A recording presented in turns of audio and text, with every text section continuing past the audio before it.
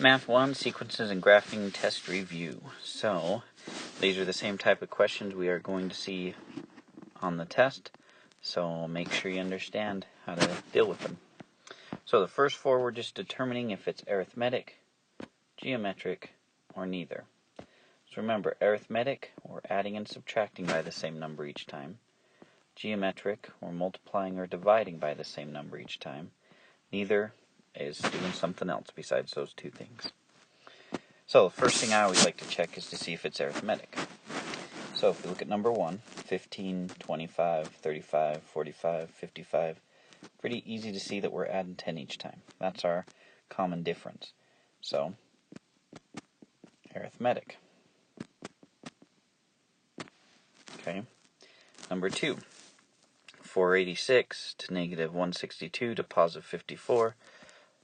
Since it's going positive to negative, that should tell us right off the bat it's not arithmetic.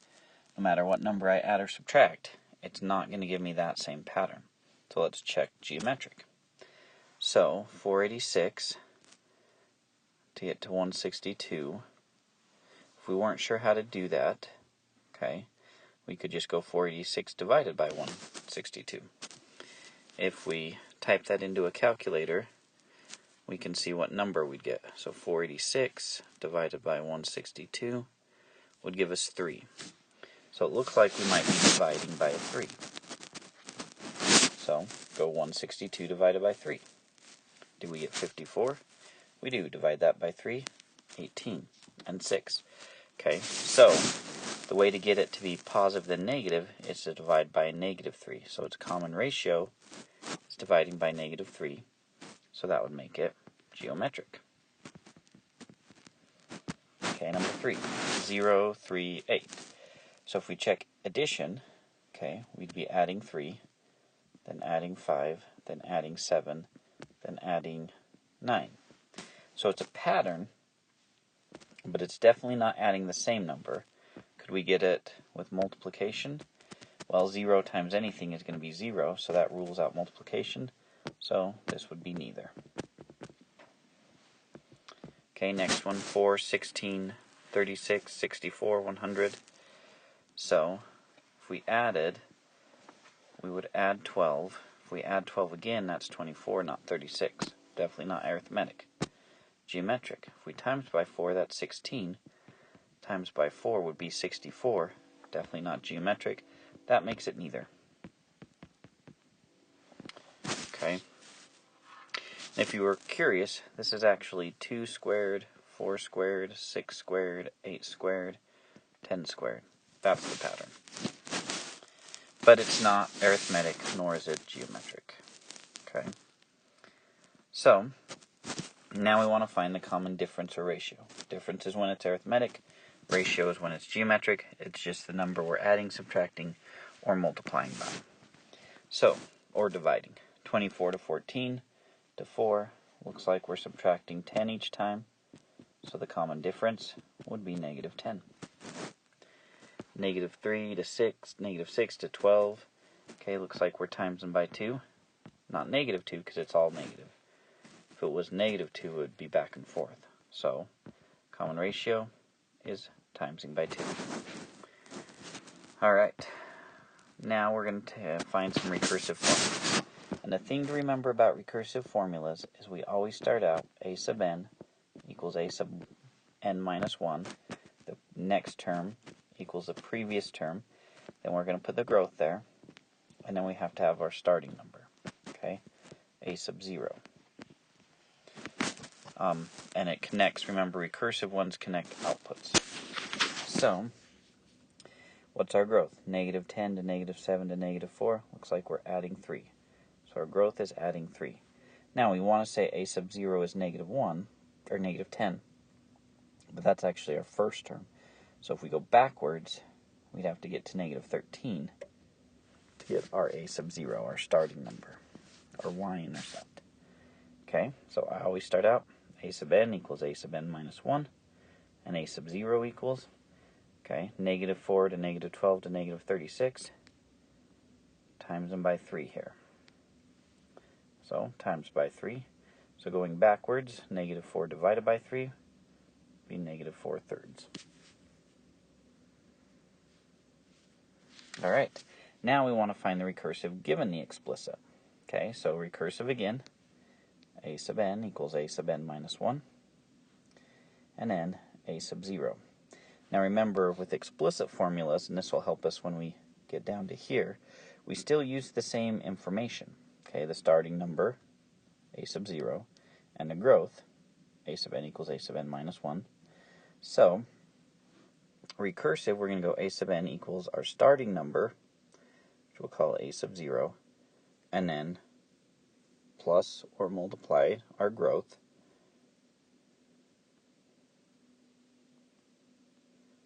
and then either multiplied by the variable n or raised to the power.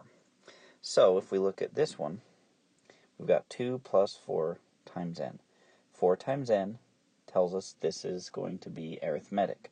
So our growth is plus 4. And a number without the variable 2, that's our starting number. And that's how easy it is to go from explicit to recursive. So number 10. Okay, now this one's a little different. First of all, apparently I forgot to get rid of that n minus 1. And when there's no number in front of it, that's like a sub n equals 1 times 4 to the n. Okay, so this is our start number, and we're timesing by 4. 4 to the n tells us we're multiplying by 4. So a sub n equals a sub n minus 1 times 4. Then a sub 0 equals 1.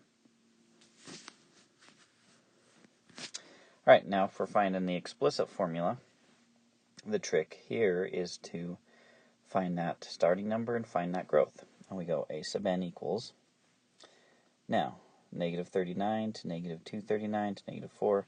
Looks like we're subtracting 200 each time. So if we're going backwards from subtracting 200, we would have to go 200 plus a negative 39, which would give us a positive 161. So I start at 161 minus 200, and because it's arithmetic, my n is multiplied by the 200. Alright, then, taking a look at 12, we go from 12 to 36, 108 to 324. So obviously we can't just add, so this is going to be geometric, so we'd be timesing by 3. Okay, so my growth is timesing by 3. So if we go backwards, what times 3 is 12? That would be 4, so my starting number is 4. So I go a sub n equals my start number 4 times 3. And because we're going to repeatedly times 3, my variable has to be up as an exponent. Now, a few things to pay attention to. If it's arithmetic, you're adding or subtracting, the n is multiplied by it. If it's geometric, you're timesing, and it's to the power. Okay? So if you write that wrong, it's going to be wrong. So now 13 and 14, we're going from the recursive formula to the explicit. So just like we did here, okay, now we're going backwards. So 13, we have, I go a sub n equals, our growth is plus 10. My a sub 1 here is 11. Okay, so to get to the a sub 0, we'd actually have to go back 1. So if I go 11 minus 10, that would give me 1. Right? Because if I made my table, this would be like 1, 11, 2, 21, and so on. So going backwards, that would be 0, 1. So I get 1 plus 10. It's arithmetic. So, and 10 is my growth, so it's 10 times n. Now for 14, okay, same idea here. I've got a sub 1, so that would be 4, my starting number. I'm timesing by a negative 3. So that would be negative 12, then positive 36, and so on. So I'm going backwards, it would be 4 divided by negative 3, so negative 4 thirds. So I go a sub n equals negative 4 thirds times negative 3. Because now it's geometric, we make it negative 3 to the n power. Okay, now let's take a look at some recursive formulas and see if we can figure out how to just write the first 5 terms. So kind of going backwards from these guys. So a sub 1, I can start with that one. So there's negative 1, and I'm times them by 6. So negative 1 times 6 is negative 6, which is then negative 36, which is then negative 216, which is then, I don't know, because I'm not sure on the next one. So let's just double check. Yeah, so 216, negative 216 times 6 gives us negative 1,296 to the negative. There's 1, 2, 3, 4, 5. Alright, now for 16, my first term is 19, and we're adding 7. So 19 plus 7 would give us 26, then 33, then 40, then 47. And that's all we needed to do there. Alright, now 17 through 20, we're writing the slope-intercept form of an equation of each line. So remember, slope-intercept form is kind of like our explicit form. It basically is the same thing. Usually it's just written differently. Instead of a sub n equals that start plus the growth times n, usually it's y equals the growth m times x plus the start. And the difference is they call the start the letter b, and they call the growth the letter m. And it's also called the slope. Okay, so y-intercept and slope. So the y-intercept is like the start, the slope is the growth. So I go y equals, and you could go starting, and then I'm subtracting 3/4 times x. Okay, that's perfectly fine to do, but usually they like the growth first. So they would go y equals negative 3/4 because it's growth. We times it by x, then plus 5. Alright, so number 18 would then be y equals 4/3 times x minus 3, or plus negative 3, same thing. Okay, or you could write it with the starting first, and then the growth, the y-intercept first, and then the slope times x. Either way works the same for me. Alright, now 19, we're given a graph, so we need to find where it starts, the y-intercept, so we look where it crosses the y-axis, crosses at negative 3. And we also need to find the slope. The way we find the slope, which is m, is we take that, a point, and we find another point on our graph, and then we're going to see, to get from this left point to the right point, how far up we need to go, and how far to the right. So we go up 1, 2, 3, 4, to the right 1, and then it's 4/1, which we can reduce to just 4. So I'd go y equals my slope of 4 times x, and then plus or minus my starting number. In this case, minus because it's negative. So on 20, same idea. I start at 3, so my y-intercept is 3. And my slope, so I take that point. I could pick a point right here, or a point right here, doesn't matter. And then I start at the leftmost one. I go down 1, so that's negative 1. To the right, 1, 2, 3, 4. So it's negative 1/4. So my slope is negative 1/4.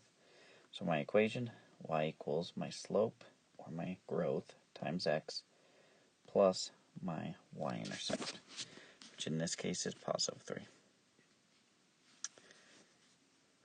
Alright, now let's go the opposite way, and given some equations or some other information, let's graph some lines. So in 21, we're told the x and y-intercept. Well, we already talked about the y-intercept. It's on the y-axis. So I draw my point at negative 2. The x-intercept is simply the same thing, but on the x-axis. So x-intercept of 5, go to positive 5. Got my 2 points, and I draw my line. And that's all there is to it on that one. Now, 22 and 23, we're doing this slope-intercept form. Okay? So just like we found it from the line, we're going to do the opposite thing. So I've got my y-intercept, because it's not being multiplied by x. So I start at 4, and then I've got my slope, negative 2/3. The top number told us to go down or up, the bottom number, how far to the right. So I'm going to go down 2, so starting right here, I go down 2 and to the right 3. And I can keep doing that pattern till I get a good idea of what it's going to look like. So down 2 to the right 3 would put my next dot there. Then down 2 from that to the right 3 puts my next dot there.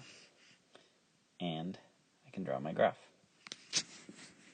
And usually I only need about 2 to 3 dots to make it happen.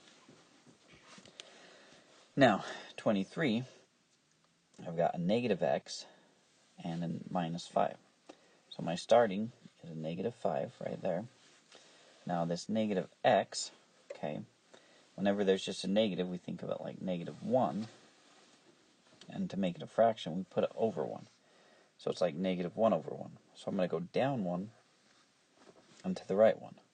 Now, if I run out of space on my graph, I can just do the opposite pattern. Since I already know the pattern's down 1 to the right 1, if I did that again, it would put it up here. So I can just go up 1 and to the left 1 as long as I want till I get that graph, and then I try to do a better job at drawing it. Now, if we look at 24, we should notice it's not following that same slope-intercept form pattern. Okay? So, the way you want to deal with this one is you want to think back to kind of this x and y intercept. So I graph the point here and here. Well, this point right here is 5, 0, and the y-intercept is 0, negative 2. So with x and y intercepts, the opposite, so the x-intercept always has a y value of 0. The y-intercept always has an x value of 0. So I can take this 2x minus 3y equals negative 6, and I can kind of make a mini table. Okay, with x for 0 for x and 0 for y, representing my x and y intercepts. Okay, so to figure out what y is going to be when x is 0, I make x 0. Then that means I only have one variable, so I can solve. 2 times 0 is 0, so I have negative 3y equals negative 6. Divide by negative 3, and I get y equals positive 2. So my y-intercept, my starting number, is positive 2. Then to find my x-intercept, I make the y 0. So I go 2x minus 3 times 0 equals negative 6. 3 times 0, or negative 3 times 0 is 0. So I get 2x equals negative 6, divide by 2, and x equals negative 3. So my x-intercept is negative 3. And that's enough information to draw my graph. Okay, there's another way you could have done this, just to show you. You could have went 2x minus 3y equals negative 6. Then realizing slope-intercept has the y by itself, I could solve and get the y by itself. So first I'd subtract a 2x, giving me negative 3y equals negative 2x minus 6, because I can't combine the 6 with the 2x. Then I divide everything by negative 3. Okay, that becomes y equals negative 2 over negative 3 is a positive 2/3 x. Negative 6 divided by negative 3 is a positive 2. So my starting number would be 2. Then I would go up 2 to the right 3, up 2 to the right 3, or down 2 to the left 3. And we can see that we get the same exact thing because it's the same equation, just dealt with differently.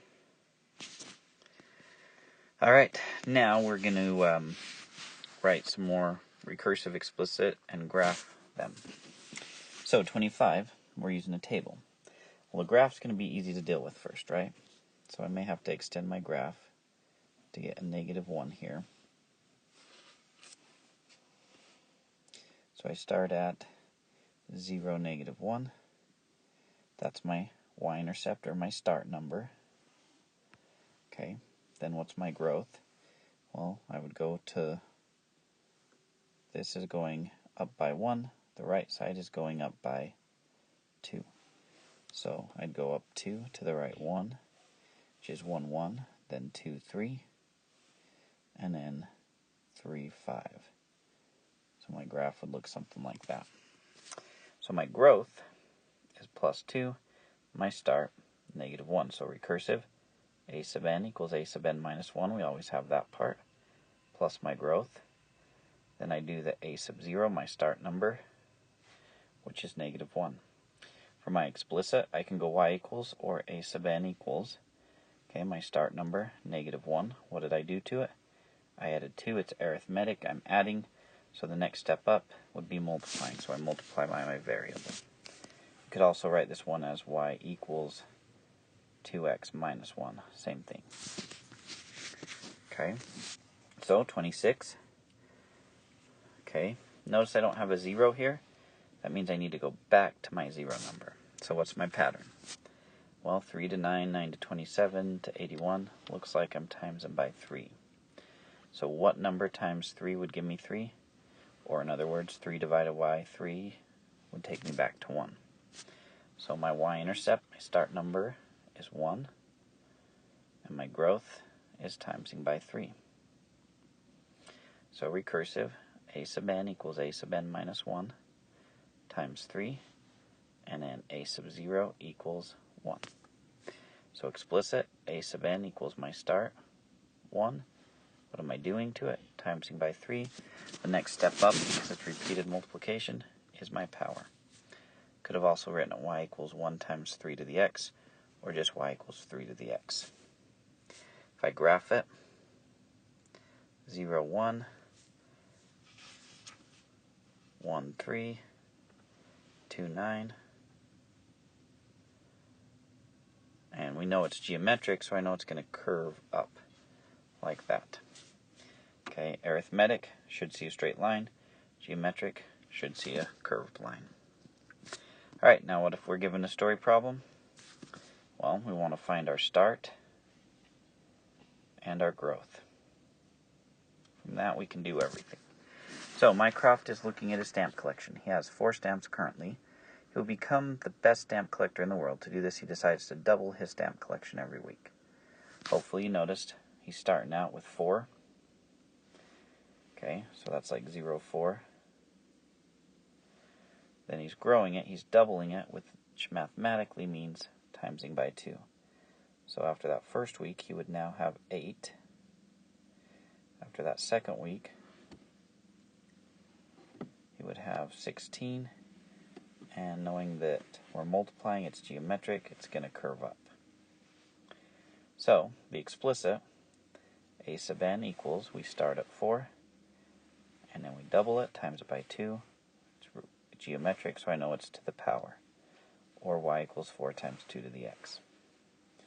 Recursive, we start a sub n equals a sub n minus 1 times 2, because that's our growth, then a sub 0 equals 4, so that's our starting number. Alright, now we're just given a picture, a diagram.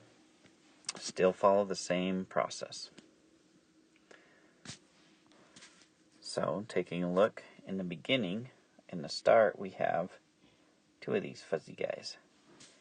Okay, then after the first hour, we're adding 4 more. Then after the second hour, we're adding 4. Third hour, same thing, we're adding 4. So our growth is adding 4, which means this is arithmetic. So it's going to be a straight line. So in the beginning, there's 2 of them. Then after 1, we have 6. Then after 2 hours, we have 10. And then finally, after 3 hours, we have 14. So our graph goes like that. Okay, so our recursive, a sub n equals a sub n minus 1. Our growth was adding 4. And our starting number, a sub 0, was 2. Then for explicit, a sub n equals our start number 2. What are we doing? Adding 4. How many times? Well, we multiply by n. We could have also written y equals 4x plus 2. Same thing. Alright guys, so there you go. So those main ideas of making sure you understand how to get the arithmetic and explicit, or for arithmetic and geometric, how to get the recursive, how to do the explicit, and how to graph them. And that's the main focus that we got going on here.